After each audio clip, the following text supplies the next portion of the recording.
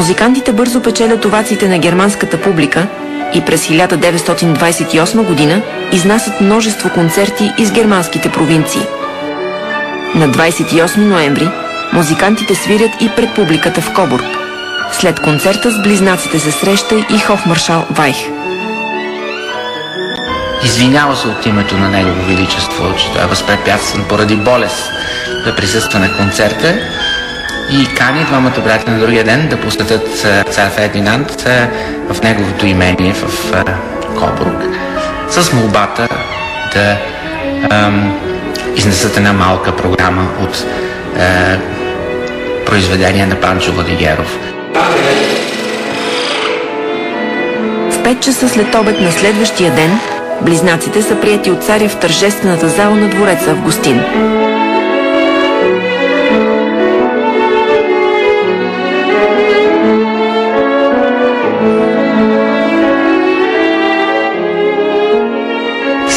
След приключването на този своеобразен малък концерт, Фердинанд моли Панчо Владигеров да изсвират заедно нещо на 4 ръце и те свират един отказ от най-известните опери на Вагнер. Страстта на царя към творбите на Вагнер всяка година го отвежда на традиционния музикален фестивал в Байройт. След празненствата, царят често се отбива в близкото имение на цигуларя Анри Марто в Лихтенберг. След едно такова гостуване при Марто, Фердинанд се връща заедно с фелдмаршал Вайс и по пътя тяхната кола се разваля. На стоп ги взима един местен фермер, без да знае кои са. Фердинанд сяда отпред при него, фелдмаршал се настанява отзад, фермерът е превозвал в момента свини с него. Той се настанява при животните отзад и започва един разговор. Фермер разказва за себе си, за семейството, какво прави и така нататък. И в един момент се обръща към Фердинанд и го пита: а вие от кой бранш сте? А Фердинанд му отговаря: господин, моя бранш го закрих.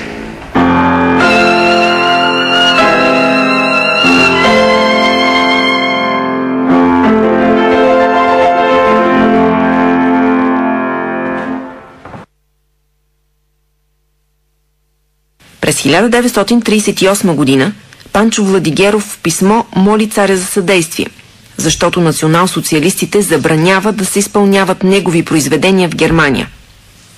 Една от причините е, че музикантът работи с режисьора от еврейски произход и директор на немския театър в Берлин Макс Райнхард. Въпреки че по време на войната Панчо Владигеров не е канен на гастроли, творбите му отново започват да се изпълняват в Германия.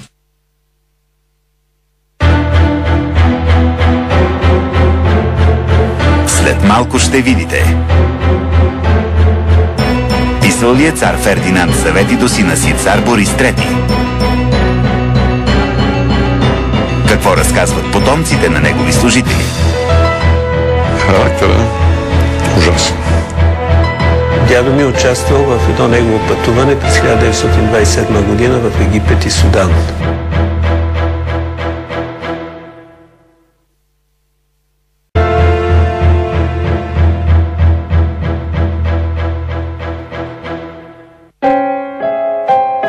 Пощата на Кобург набъбват писма и телеграми от и за България. Куриери разнасят тайни доклади от Берлин, Виена, София. Сведения се подписват с кодови имена. Писма, подписани с псевдоним Гимпел, докладват за едни от най-важните политически предизвикателства, пред които е изправена България и младия цар. В превод от немски Гимпел е вид птица, червенушка. За сега не е установено кой се крие за тайното име. Друг източник на подобни сведения е генерал Петър Ганчев, който след смъртта на Едуард Вайх поема хофмаршалската служба в Кобург. Това е според мен най-довереният му човек. По време на войната той е връзката между цар Фердинанд и Вилхелм II. И разполага генерал Ганчев с 2 шифъра до щаба на действащата армия и до цар Фердинанд, където често пъти докладва едно на началник щаба но съвсем друго докладва на царя. В нощта на 27 срещу 28 февруари 1933 година Германия настръхва. Подпален е Райхстага, символът на германския парламентаризъм. Заедно с холандеца Ван дер Любе са задържани и 3 българи комунисти. Започва Лайпцигският съдебен процес.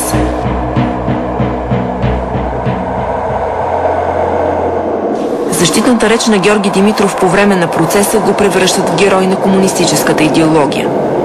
Българите са освободени, а холандецът е осъден на смърт. Хитлер кани цар Борис III в 1933 година есента, през октомври месец на първа среща в Берлин. Но цар Борис III му отказва. Докато има 3 българи обвинени, че са подпаляли Райхстага, аз с оглед общественото мнение в България не мога да посетя Берлин. То също се криеш.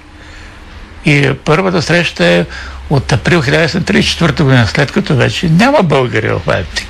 И са оправдани и са заминали за Съветския съюз. Така че това ще се крие, че цар Борис III е държал, че тези подсъдими имат националност. Те вече не са поданици, негови поданици, но те са българи. В изворите го има, че той, ако не е упражнил пряко политическо влияние, все пак като владетел на държава, чието граждани са обвинени, в общи линии се отнася най-малкото неутрални. Има извори. Дали беше майката или сестрата на Димитров се бяха обръщали към него. Така че определено това отговаря на истината. За задържаните българи е информиран и царя в Кобург. Тайно писмо от Гимпел му докладва за среща между цар Борис и Гьоринг, на която става въпрос за развръзката на процеса. В разговора си с Гьоринг цар Борис повече слушал. Гьоринг е разказал за развитието на национал-социалистите, поемането на властта и въдворяването на реда в Германия. Цар Борис е изказал само задоволството си, че 3 комунисти българи, замесени в подпалването на Райхстага, били пуснати на свобода.